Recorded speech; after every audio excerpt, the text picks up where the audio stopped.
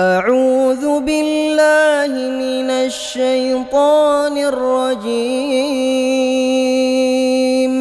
Sedangkan yang kita bertemu tiap hari, sedangkan yang sering datang ke tempat kita, kalau satu saat dia pinjam duit, toh kita kadang-kadang masih mikir, apalagi datang nggak pernah, berkunjung nggak pernah, ngobrol nggak pernah, apalagi kenal juga nggak pernah, datang-datang mau minta, macam apa? Datang nemuin Tuhan setahun 2 kali, Idul Fitri, doang Idul Adha. Doa cerewet banget, apa itu? Apa aja diminta. Saudara hadirin, bagaimana doa akan kabul, permohonan akan dijawab? Jikalau kita jauh dari Allah, kita kenal Allah, haknya untuk disembah, kewajibannya untuk menyembah, tidak pernah kita laksanakan. Assalamualaikum warahmatullahi wabarakatuh. Waalaikumsalam warahmatullahi wabarakatuh. Bismillahirrahmanirrahim. Alhamdulillahi rabbil alamin. Wassalatu wassalamu ala ashrafil mursalin, imamil muttaqin, sayyidil ghurril muhajjalin, wa ala alihi wa ashabihil mujahidin at-tahirin, amma ba'du. Saudara-saudara kaum muslimin rahimakumullah.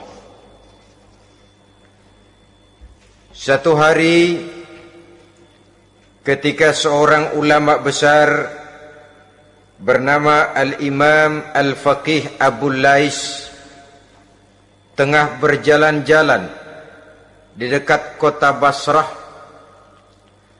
berkelumpullah sekelompok orang di dekat beliau.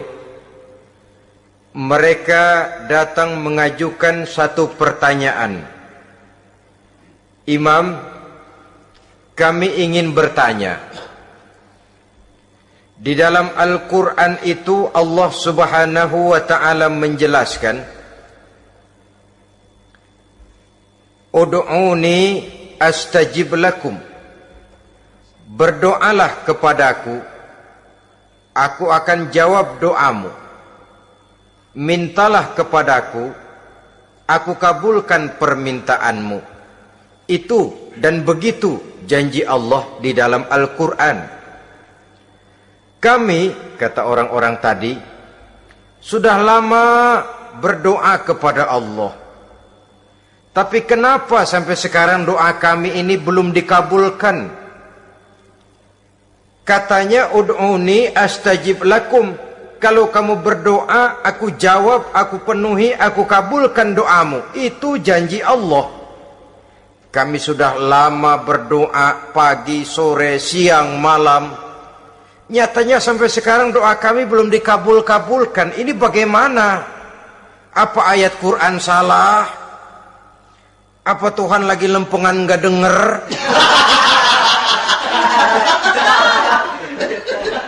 Apa doa kami yang terbalik?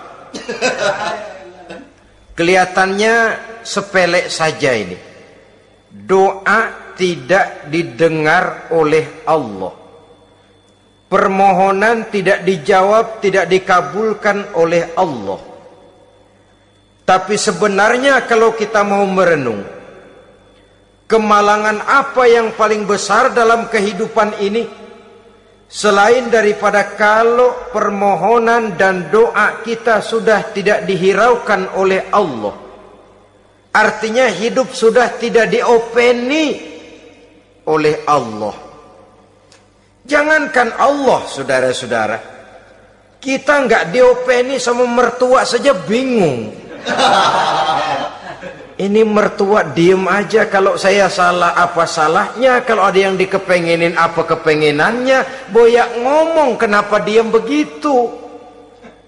Ini tidak diopeni oleh Allah.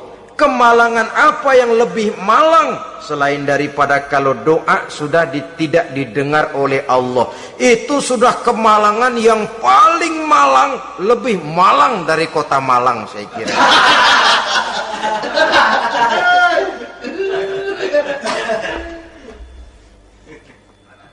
Menghadapi pertanyaan ini, Imam Al-Faqih Abu Lais senyum. Lalu beliau berkata, tuan-tuan, tahu kenapa doa tuan-tuan tidak dijawab? Permohonan tidak dikabulkan? Allah sudah tidak memperdulikan tuan-tuan ini? Kami tidak tahu, Imam, maka kami bertanya. Begini, hati tuan-tuan itu mati. Dari hati yang mati, channel tidak nyambung kepada Allah. Dari channel yang putus tidak ada getaran strom, bagaimana akan timbul gejala? Hatimu mati, jadi pantas kalau doa tidak dikabulkan, permohonan tidak dipenuhi, doa tidak terjawab, hatimu mati.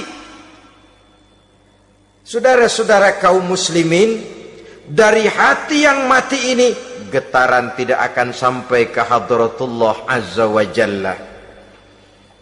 Nah, ini juga satu penyakit yang kita sangat khawatirkan, yaitu apabila hati kita sudah mati selagi jasad masih hidup. Artinya, jadilah kita bangkai berjalan di hadapan Allah subhanahu wa ta'ala.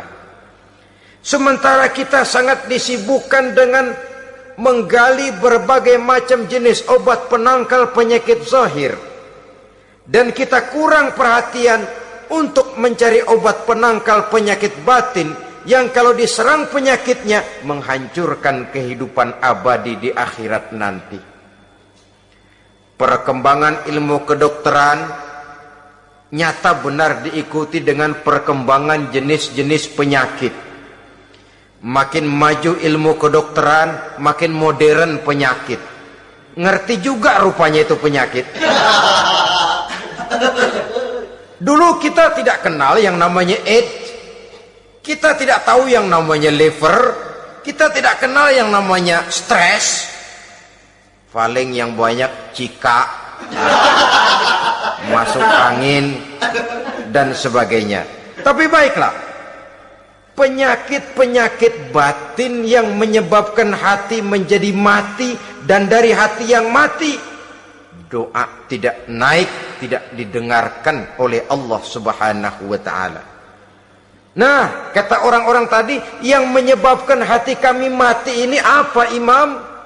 Beliau menjawab, pertama, araftumullaha wa lam tu'tuhu haqqahu.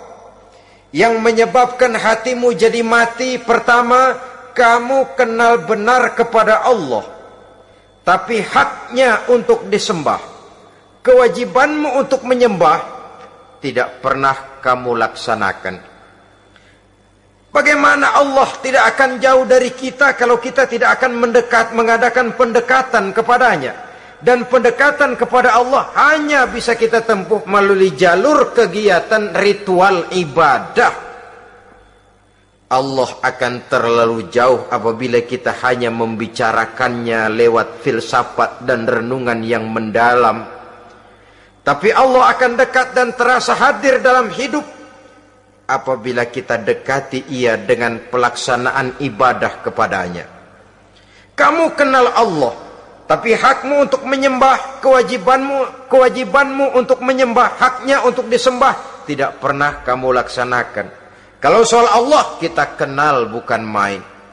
Bahkan tidak hanya kita mengajarkan kenal juga kepada anak-anak kita.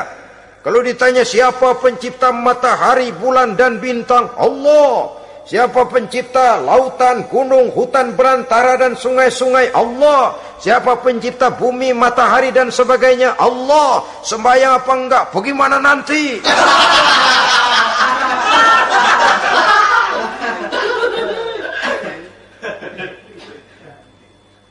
Tanpa pendekatan, Allah akan jauh. Apabila Allah jauh, maka doa tidak akan didengarkan olehnya.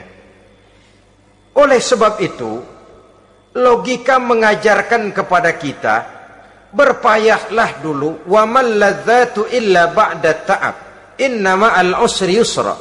Di balik kesulitan menunggu kemudahan. Nikmat baru akan terasa, kelezatan hidup baru akan terasa setelah kita jerih payah banting tulang peras keringat. Rasanya memang lebih nikmat sepotong singkong hasil cucuran keringat sendiri ketimbang roti dijejelin orang. Ini berarti kita ingin mohon pertolongan kepada Allah, sementara dengan Allah sendiri kita jauh. Sama saja dalam kehidupan kita analoginya, saudara-saudara. Orang tidak kenal kepada saudara, tahu-tahu jauh dari saudara, tahu-tahu datang mau minjem duit. Apa kesan saudara? Enak aja, kenal enggak, dekat enggak, datang-datang mau minjem duit. Emang duit percetakan bapak lu?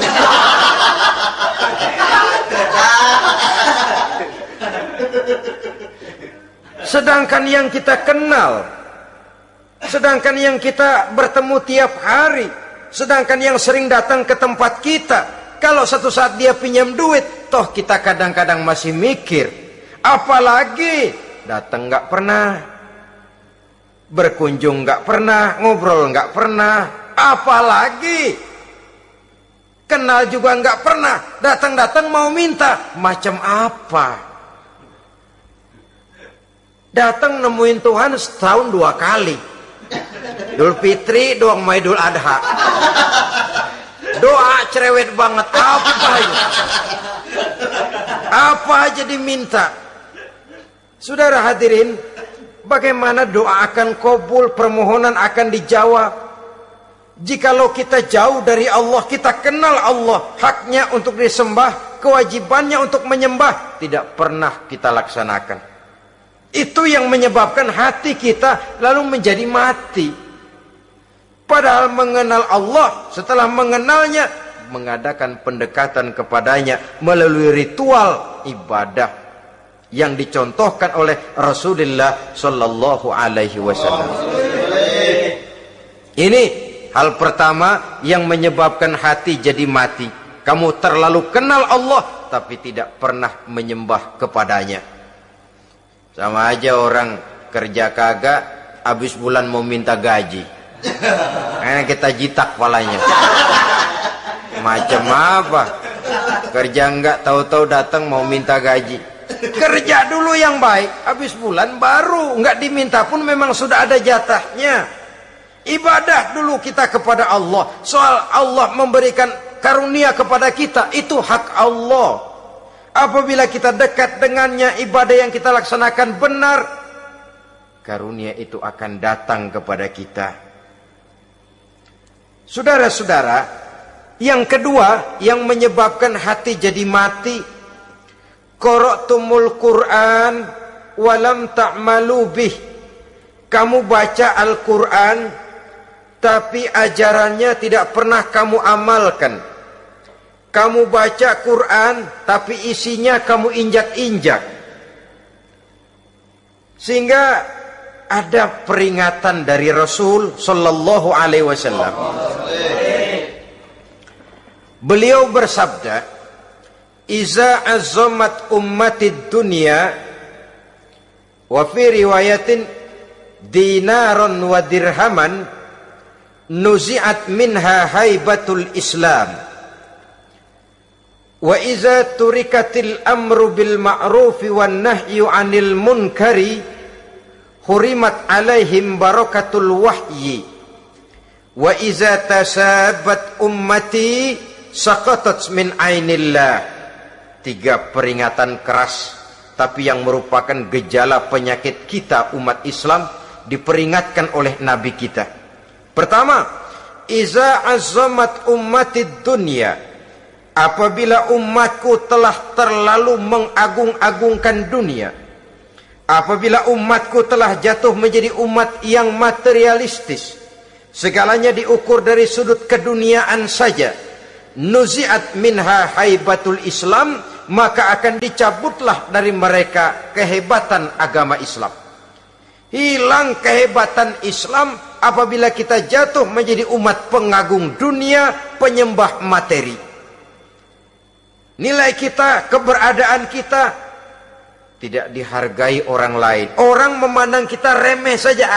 Orang Islam gak ada apa-apanya, bayar aja. Bisa dibeli, bisa diatur, bisa dikerjain, garap saja. Nuzi'at minha haibatul Islam, hilang dari mereka kehebatan Islam ini. Kenapa? Mereka telah mengagungkan dunia dan menjadikannya sebagai tujuan. Padahal dunia cuma alat, materi cuma alat, harta cuma alat. Yang kedua, wa iza turikatil amru bil ma'rufi wan nahyu 'anil munkari hurimat alaihim barakatul wahyi. Apabila telah ditinggalkan amar ma'ruf dan nahi munkar, maka hilanglah keberkahan wahyu. Ini yang ada hubungannya dengan masalah kita. Kita baca Quran, kita tidak amalkan isinya. Bagaimana hati tidak jadi mati? Amar ma'ruf dan nahi munkar ditinggalkan orang, hilang keberkahan wahyu. Pada saat itu boleh jadi Quran ada, tapi cuma tinggal tulisan saja. Islam ada, cuma tinggal sekedar nama saja. Diseminarkan, disemposiumkan, dimuktamarkan, tapi tidak dijabarkan dalam kehidupan sehari-hari. Apabila amar ma'ruf dan nahi munkar telah ditinggalkan orang, hilang keberkahan Quran itu. Akibatnya apa? Apabila amar ma'ruf tidak lagi digalakkan orang, nahi munkar tidak dilaksanakan orang, lalu orang menilai sesuatu menurut seleranya sendiri.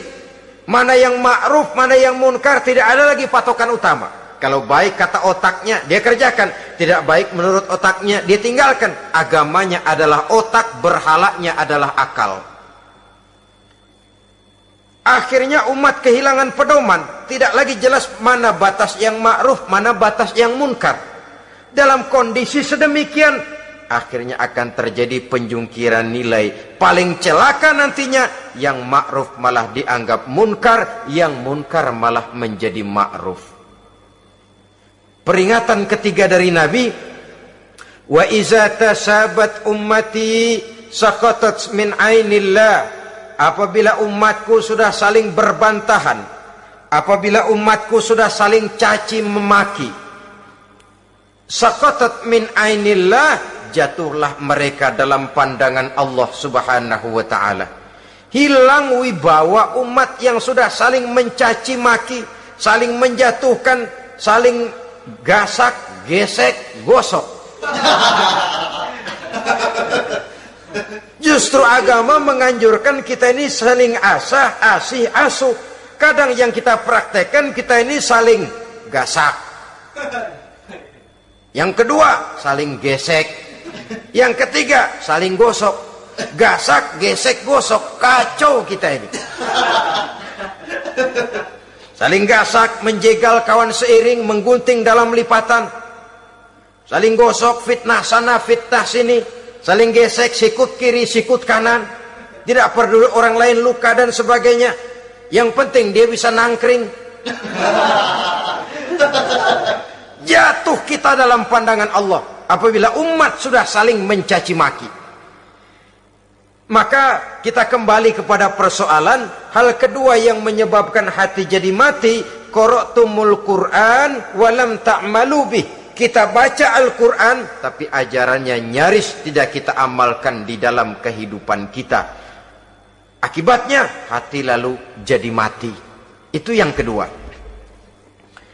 Yang ketiga, yang menyebabkan hati jadi mati dan doa tidak terjawab, idda'aitum annakum min ummati Muhammadin sallallahu alaihi wasallam walam ta'malu bisunnatihi.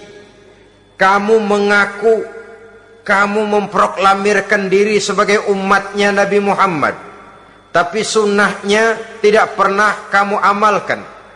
Malahan perkembangan paling akhir, bukan saja tidak mau mengamalkan sunnah, malah mengingkari sunnah. Inna lillahi wa inna ilaihi raji'un. Oh, Nabi Muhammad itu manusia biasa seperti kita. Sebagai manusia dia bisa salah. Dan ternyata hadis banyak yang palsu. Yang otentik cuma Quran. Selebihnya adalah sejarah. Tidak ada itu sunnah. Langsung saja kepada Quran. Oh, hadis itu bukan sumber hukum. Oh, tidak perlu mengamalkan sunnah. Saudara-saudara kaum muslimin, mengaku kita umat Nabi, tapi sunnahnya kita campakkan. Tidak kita amalkan. Setelah tidak kita amalkan, kita campakkan. Setelah kita campakkan, kita ingkari pula. Inna lillahi wa inna ilaihi raji'un. Bagaimana hati tidak jadi mati? Kalau siang malam kita memproklamirkan diri sebagai umat Nabi Muhammad, sementara sunnahnya kita campakkan, kita abaikan, dan kita ingkari dia, sunnah itu. Padahal, jikalau sekarang kita mengenal Islam, jikalau kita sekarang ngerti halal haram, tahu hak batil, bisa memilah dan memilih antara yang ma'ruf dengan yang munkar, itu utamanya adalah karena jasa Nabi Muhammad SAW, yang dari generasi ke generasi dilanjutkan oleh para sahabat, oleh tabi'in, oleh tabi'it tabi'in, terus oleh para ulama-ulama sampai kepada kita sekarang ini. Walaupun beliau hanya berfungsi sebagai penyampai, tapi kepribadiannya dijadikan model oleh Allah Subhanahu wa taala di dalam kita melaksanakan kehidupan beragama. Bahwa beliau manusia seperti kita, memang dalam arti unsur biologisnya ya manusia, punya darah, punya daging, punya hati, punya perasaan, bisa sedih, bisa gembira, tetapi beliau itu termasuk basyarun la kal basyar, manusia yang tidak seperti manusia pada umumnya, punya spesifik. Dan itu wajar sebagai seorang Rasul pilihan Allah, apalagi merupakan Rasul pilihan dari sekian puluh pilihan. Bahwa jamrud itu batu memang, tapi nilainya kan berbeda dengan batu kolar. Satu truk batu kolar dengan barangkali segenggam batu jamrud, nilainya tentu jauh lebih mahal batu jamrud. Kalau soal batunya, sama batunya, tapi nilainya berbeda karena esensinya berbeda.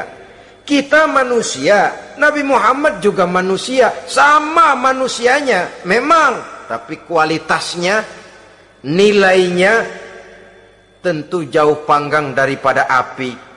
Itu sebabnya Allah menjadikan beliau sebagai model. Laqad kana lakum fi rasulillahi uswatun hasanah. Di dalam diri Rasul itu terdapat contoh teladan yang sangat baik bagi kita. Oleh karenanya, pada pertemuan kali ini, apabila kita konsekuen mengaku umat Nabi Muhammad, marilah konsekuen juga menegakkan sunnahnya. 3. Yang keempat, yang menyebabkan hati jadi mati dan doa tidak terjawab, akaltum ni'mata rabbikum walam tashkurulah. Tiap hari kamu makan nikmat Tuhanmu, tapi kamu tidak pernah mau bersyukur kepadanya, kepada Allah Subhanahu wa ta'ala. Nikmat Tuhan kita doyan banget, tidak pernah sehari dan sesaat pun terlepas diri dan hidup ini dari nikmat-nikmat yang diberikan Allah. Sejak kita bangun tidur sampai tidur kembali, bahkan tidur itu sendiri, di pasar, di sawah, di kantor, dimanapun kita berada, nggak pernah nikmat Allah berhenti. Hidup kita dalam alam diberikan segala fasilitas untuk menunjang kehidupan. Nggak pernah Allah pasang pajak matahari, nggak pernah Allah pasang pajak gas udara. Nikmat-nikmat yang banyak itu tiap hari kita kecap, tiap hari kita nikmati, tapi kita tidak pandai bersyukur. Padahal Allah memberikan peringatan keras dalam hadis qudsinya, man lam yashkur ala na'mai wa lam yasbir ala balai falyakhruj min tahti samai wal yatlub rabban siwaya. Siapa yang tidak mau bersyukur terhadap nikmat yang aku berikan kepadanya dan tidak mau bersabar terhadap ujian yang aku berikan kepadanya, silahkan keluar saja dari kolong langit ini dan cari Tuhan selain aku. Diusir oleh Allah. Kalau orang tidak mau bersyukur terhadap nikmat yang aku berikan dan tidak mau bersabar terhadap ujian yang aku timpakan, keluar dari kolong langitku, keluar, cari Tuhan selain aku. Diusir. Lah yang ngusir Allah. Anak sekarang bilang mau ke Menong.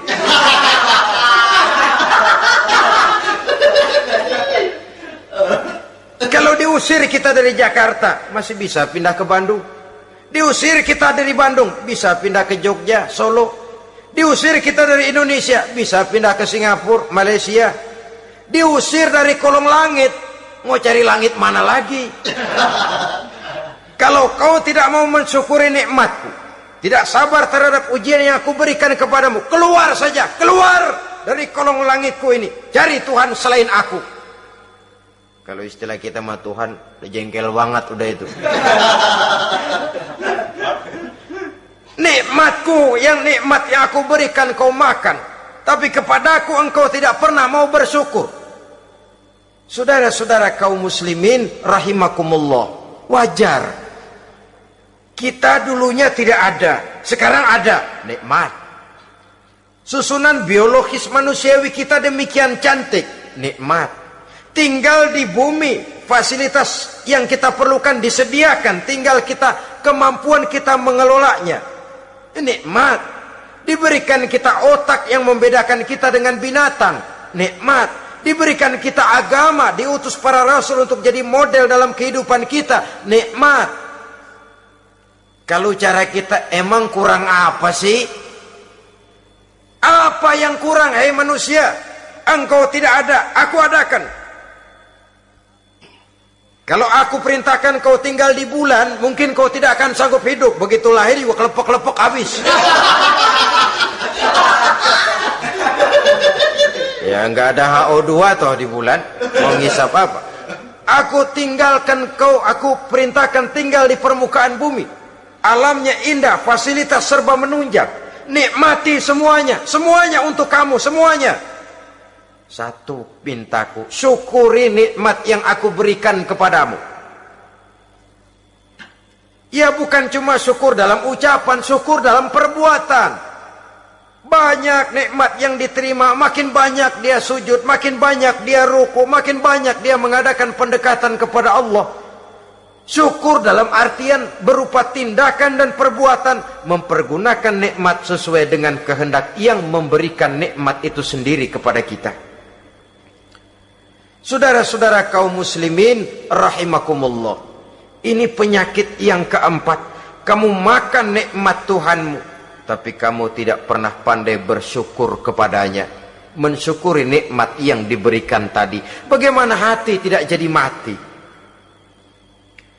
Kita sibuk mempersolek jasmani, mencari obat penangkal penyakit zahir. Maka yang ramai di zaman sekarang, saudara lihat, salon, fitness, senam, macam-macam jenis. Tidak ada salahnya dan tidak ada jeleknya. Tapi kalau itu sampai melupakan kita kepada memperindah batin, memperbaiki jiwa, artinya bukankah kita perlahan tapi mempersiapkan diri menjadi bangkai berjalan di hadapan Allah. Dengan operasi plastik, yang pesek jadi mancung, yang sipit jadi belok, kulit keriput jadi kencang, pipi terlalu cekung bisa diatur. Saudara-saudara, tapi kalau hati yang rusak, jiwa yang rusak, kemana lagi kita akan berobat kalau bukan kepada agama? Maka hati itu jadi mati apabila kita selalu memakan nikmat Allah dan tidak pandai mensyukuri nikmat itu. Dari hati yang mati tidak akan ada getarannya. Oleh sebab itu doa tidak terjawab. Selanjutnya yang menyebabkan doa tak terjawab dari sebab matinya hati, qultum annal mauta haqqun wa lam tasta'iddu lahu. Kamu berkata, kamu yakin bahwa mati adalah sesuatu yang benar, tapi kamu tidak pernah punya persiapan untuk mati. Padahal menurut logika, orang yang akan bepergian jauh tentu dia harus mempunyai bekal yang cukup. Semakin jauh jarak perjalanan yang akan ditempuhnya, semakin banyak perbekalan yang harus dibawanya. Dahulu, seketika beberapa jamaah dari Yaman akan melaksanakan ibadah haji dengan nekat, mereka berprinsip, pokoknya kan berangkat haji jadi tamunya Allah, nanti Allah yang akan ngelayanin. Mereka nekat, modal badan doang berangkat. Diadukan kepada baginda Rasul, lalu turun peringatan dari Allah, wa tazawwadu fa inna khairaz zadi taqwa. Jangan begitu, bawa bekal, sesungguhnya bekal yang paling baik adalah takwa. Bahwa berangkat dengan bekal takwa itu bekal yang paling utama, tapi bekal-bekal yang lain pun jangan diabaikan. Kalau kita akan berangkat untuk tujuan yang baik, bekal yang paling utama memang takwa, tapi tidak berarti harus mengabaikan bekal-bekal yang lain. Begitulah, semakin jauh perjalanan yang akan kita tempuh, semakin banyak bekal yang harus kita hadapi. Kalau saudara mau pergi ke Surabaya, tidak membawa bekal kemudian berani berangkat, rasanya sih saya pikir itu bukan berani, nekat namanya. Sama saja orang belum pernah sembahyang mati, nekat tuh orang, berani amat. Belum berbuat kebaikan barang sedikit pun sudah mati, nekat namanya itu. Sama saja tadi, nggak bawa bekal apa-apa berangkat ke Surabaya. Sampai Surabaya belum tentu, sengsara udah jelas. Belum punya bekal yang baik sudah mati. Sampai ke surga belum tentu, tapi kebelangsak dan sengsara rasa-rasanya pasti itu. Oleh karena itu, kalau kita yakin mati sesuatu yang benar, sesuatu yang pasti datang menimpa, maka hendaklah kita mempersiapkan bekal. Kemudian idda'aitumun najata minan nar wa ramaitum fiha anfusakum. Kamu memproklamirkan diri ingin selamat dari neraka, tapi kamu lemparkan dirimu ke dalam neraka. Bagaimanapun bajingannya bajingan, kalau ditanya ente mau masuk neraka enggak? Jawabannya pasti enggak. Itu pasti. Perbuatannya sendiri yang melemparkan dirinya ke dalam neraka, membiarkan dirinya berlarut-larut, bertimbun-timbun dalam dosa dan kesalahan, dan tidak akan ada niatan untuk memperbaiki diri. Hanyut di meja judi, habis ditelan minuman keras, fitnah sana fitnah sini, hasud sana hasud sini. Padahal mulutnya ingin selamat dari neraka, perbuatannya malah melemparkan dirinya ke dalam api neraka. Tidak ada orang yang lebih sayang kepada diri kita selain kita sendiri. Dan menyayangi diri itu tidak cuma dengan memandikannya sehari 3 kali, memakaikannya parfum dengan segala macam merek, memakai sabun yang wangi-wangi, minyak yang harum-harum. Lebih daripada itu, jaga dan sayangi diri. Jangan jatuhkan dia ke dalam perbuatan-perbuatan yang bisa menjerumuskan diri itu ke dalam neraka. Kemudian disambung oleh Imam Al-Faqih Abu Lais yang menyebabkan doa tidak terjawab karena hati mati. Idda'aitum dukhulal jannah walam ta'malu laha. Kamu ingin masuk surga, tapi kamu berat mengamalkan perbuatan yang bisa menyampaikan kamu ke surga. Semua kita kalau ditanya mau masuk surga, mau. Tapi jarang yang berlomba melakukan perbuatan-perbuatan yang bisa menyampaikan kita ke surga. Kemudian yang terakhir kata Imam Al-Faqih Abu Lais, dafantum mautakum walam ta'tabiru laha. Kamu menguburkan orang yang mati di antara kamu, tapi kamu tidak bisa mengambil iktibar, tidak bisa mengambil pelajaran dari mayit yang jenazah yang kau kuburkan itu.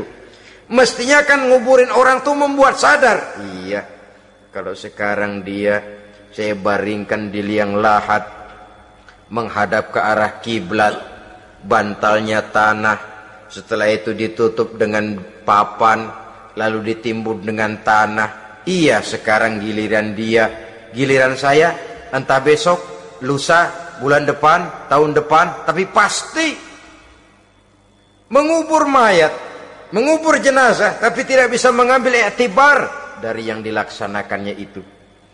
Ini merupakan penyakit-penyakit batin yang merupakan handicap, yang menimbulkan jarak antara kita dengan Allah Subhanahu wa ta'ala.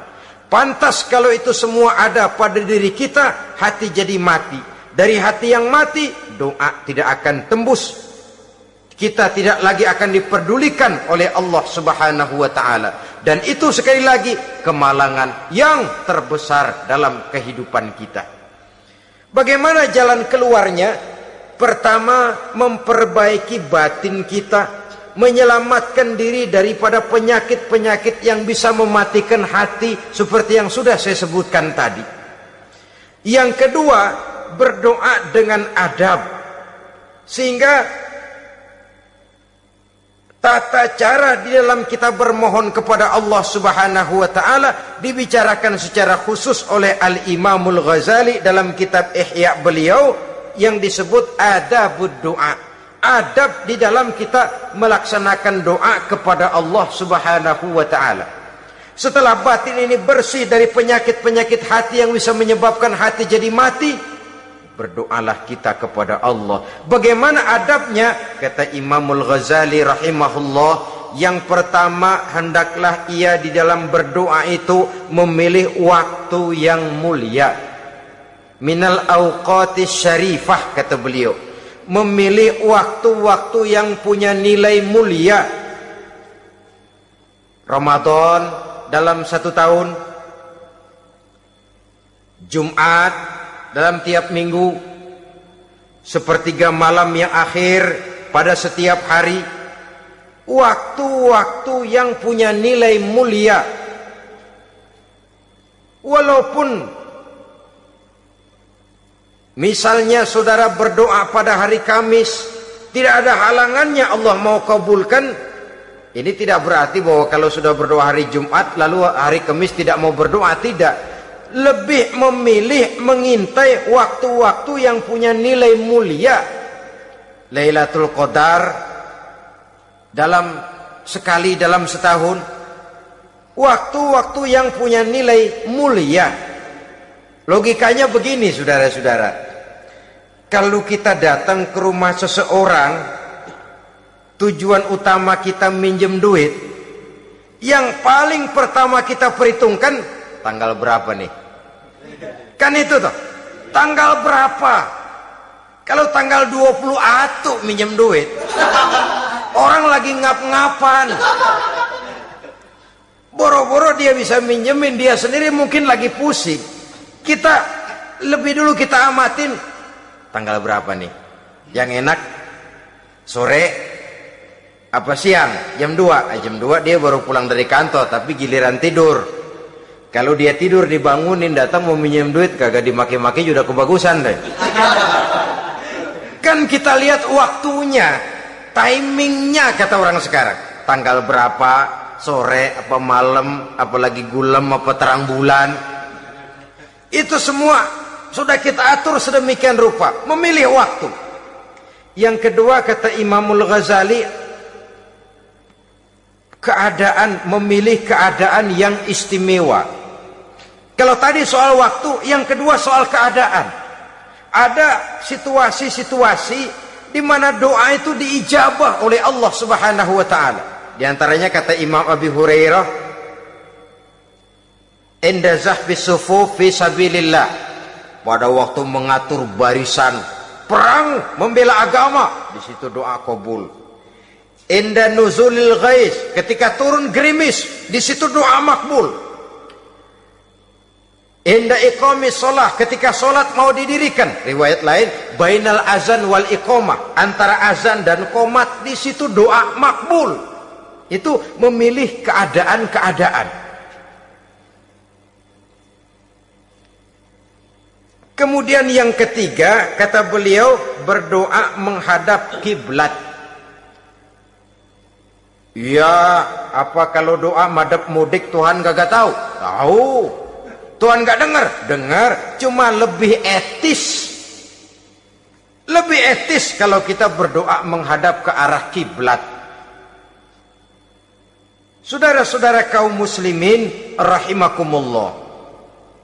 Yang keempat, hifdzus shaut, menyederhanakan suara. Tidak terlalu keras, juga tidak terdengar orang lain, apalagi kalau doa kita diaminkan oleh orang lain. Tidak usah terlalu keras. Kenapa? Karena Allah yang kita meminta kepadanya bukan zat yang tuli, bukan zat yang buta, bukan zat yang tidak dengar, bahkan Dia Maha dengar. Juga tidak terlalu seperti orang berbisik-bisik, apalagi kalau doanya doa bersama-sama. Tapi kadang-kadang terdorong oleh husnuzon dari para makmum saja. Tidak peduli apa yang dibaca oleh imam, yang kedengaran cuma amin aja gerengan. Amin, amin, amin, amin, amin, amin.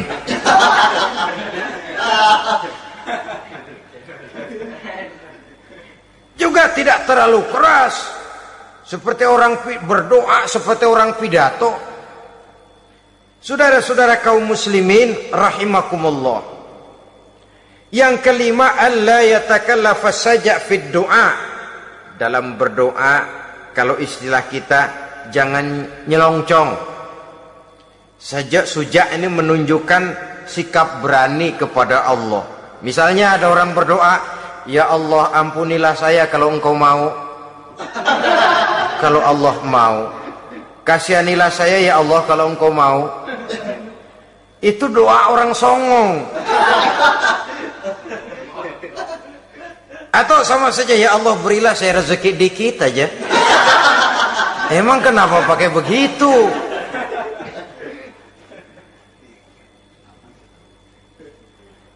Allah yatakallafa saja fid du'a. Yang keenam, kata Imamul Ghazali, at-tadarru' wal khusyu', dengan tadarru' dan khusyuk, dengan sikap tawadu, benar-benar ya seperti kita lah kalau datang memang menghajatkan pertolongan dari seseorang, segala action kita atur supaya hajat kita itu kabul, kan begitu. Kadang-kadang istilah orang kalau perlu ngesor mah ngesor dah, yang penting permintaan dikabulkan, gitu saja. Kita lihat sekarang ini, ramai orang bicara soal film-film Parno. Kelihatannya pendatang-pendatang baru, pokoknya asal bisa main dah, bugil ya bugil dah.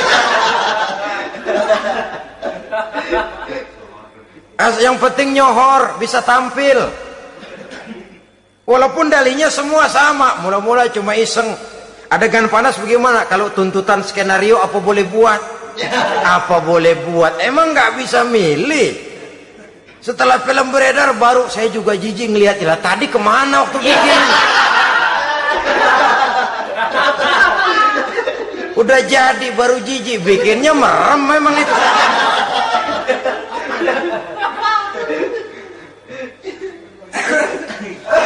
Tapi ada satu analogi, asal bisa main, asal bisa tampil di layar, apa saja jadi taruhan sudah, bugil ya bugil dah, nggak soal dah, pokoknya bisa main, tampil, nyohor, masuk koran.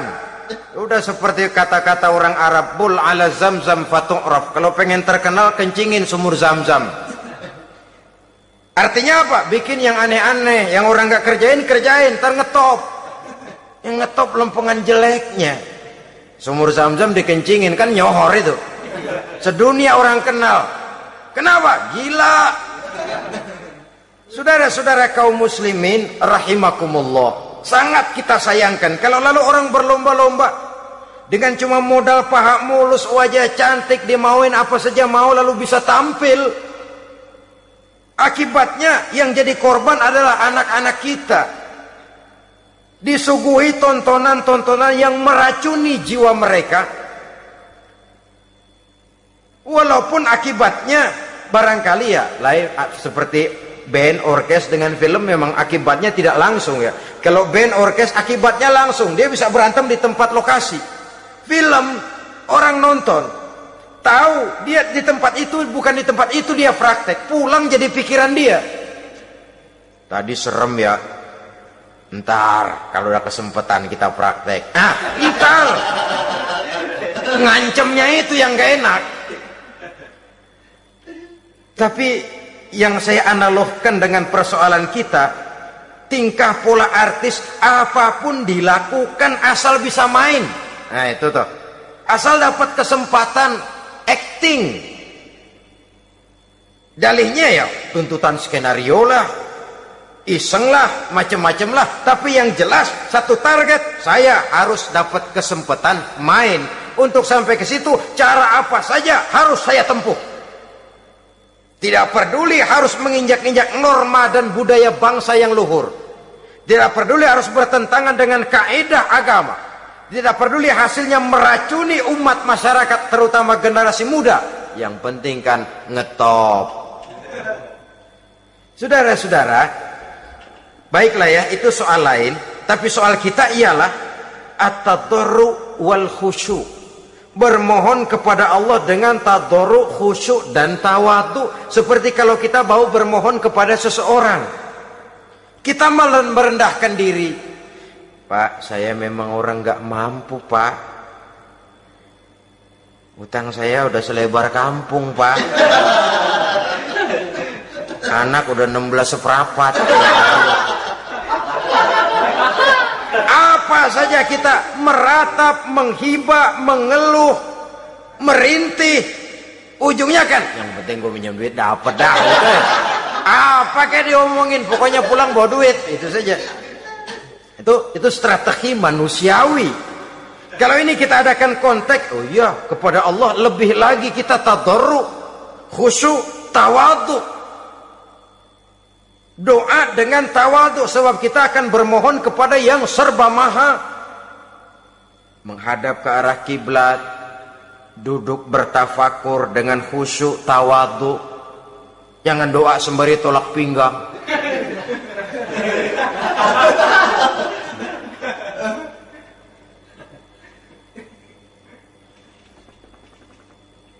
Yang ketujuh, kata Imamul Ghazali, ayyujzimad du'a wa yuqina bil ijabah.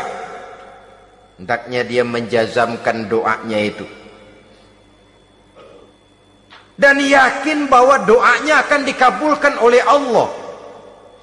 Sebab kata Nabi, innallaha la yaqbalu du'aan min qalbin ghafilin lahin. Allah subhanahu wa ta'ala tidak akan menerima doa dari hati yang lalai dan main-main. Doa ke orang ogah-ogahan.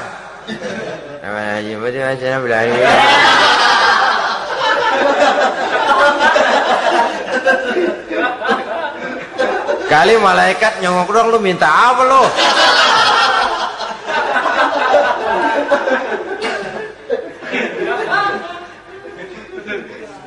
Seperti tadi itu, kita datang mau minjem duit sama orang, ngomongnya ogah-ogahan. Minjem duitnya dikasih syukur, enggak ya udah. Ya enggak dah, enggak dikasih sudah. Kenapa? Mintanya begitu, enggak serius dan enggak yakin bahwa doanya akan dikabulkan. Kalau kita sudah punya keyakinan, jangan-jangan doa saya enggak diterima Allah. Enggak. Kata Allah, ana inda zanni abdi bi. Aku sih bagaimana menurut sangka hambaku kepadaku saja. Kalau sangkanya baik, aku baik. Kalau sangkanya doanya dikabulkan, aku kabulkan. So itu doa harus dengan pasti dan harus dengan yakin doa itu akan dikabulkan dan meluruskan harapan, membenarkan cita-cita, meluruskan maksud apabila doa itu dikabulkan oleh Allah Subhanahu wa taala.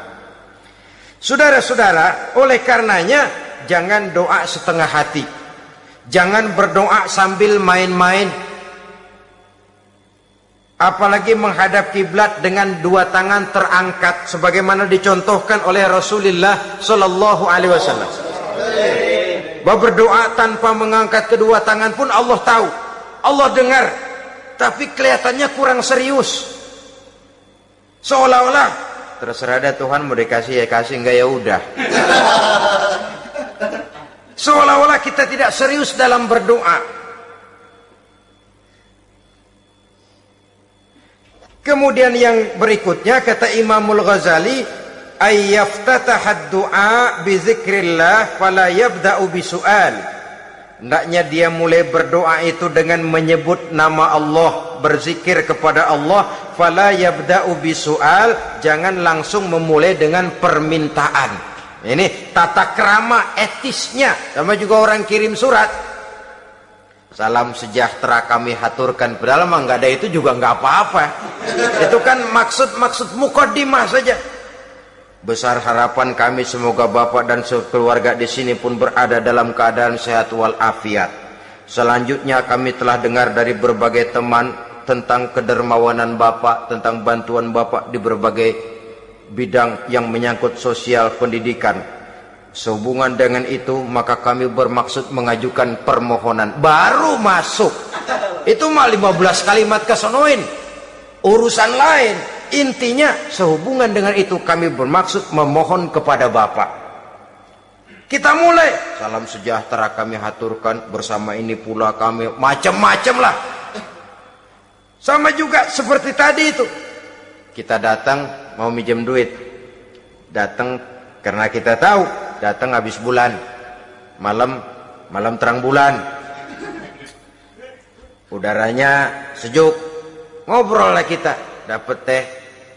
Apa kabar Pak? Baik. Aduh Bapak sih untung dah Pak, kayak pemurah lagi. Saya tahu Bapak banyak nyumbang di mana-mana.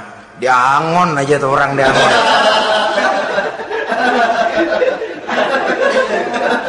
Kira-kira udah mau telap aja baru dikedat. Ngomong-ngomong Pak, nah mulai nih kalau udah ngomong dah tuh mulai, baru masuk. Jadi etisnya berdoa itu dimulai dengan zikrullah. Karena itu umumnya dimulai dengan alhamdulillahirabbil alamin. Kita puji dulu Allah. Alhamdulillahirabbil alamin hamdan yuwafi ni'amahu wa yukafi'u mazidah. Kita puji dulu Allah. Seperti orang tadi lah. Kita puji dulu kebaikannya. Walaupun pada akhirnya kita minjem duitnya. Ya, sebenarnya Allah nggak perlu dipuji toh. Dipuji atau tidak Allah tetap termulia. Ini etis manusia. Allah tidak berharap untuk dipuji oleh manusia. Allah tidak untung seluruh alam memujinya. Manusia mau memuji atau tidak itu urusan manusia sendiri. Allah tidak minta untuk dipuji.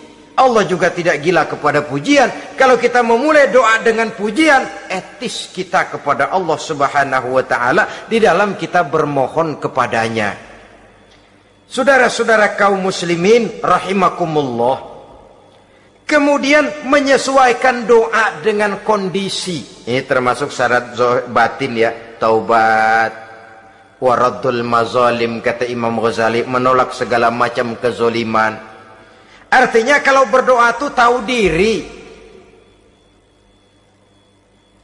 Kalau gaji kita sebulan 700 atau 800 900 ribu, berdoa minta rezeki 1 juta, itu tahu diri namanya.